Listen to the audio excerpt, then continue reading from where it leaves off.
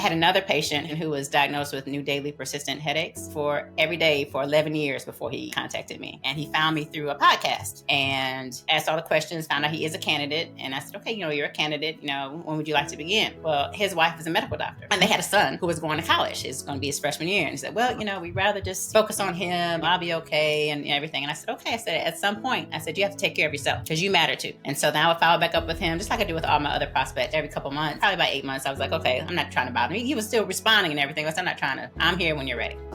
2 years passes by.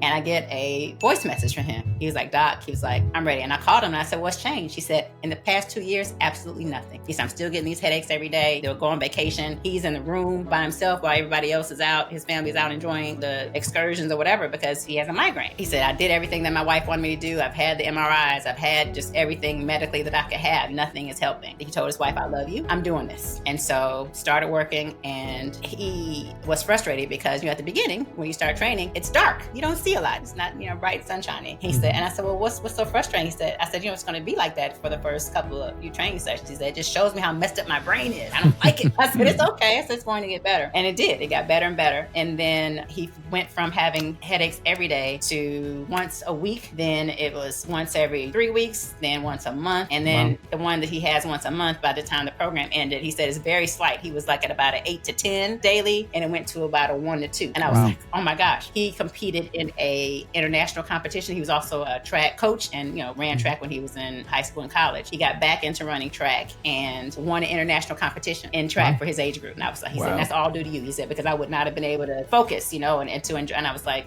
yay.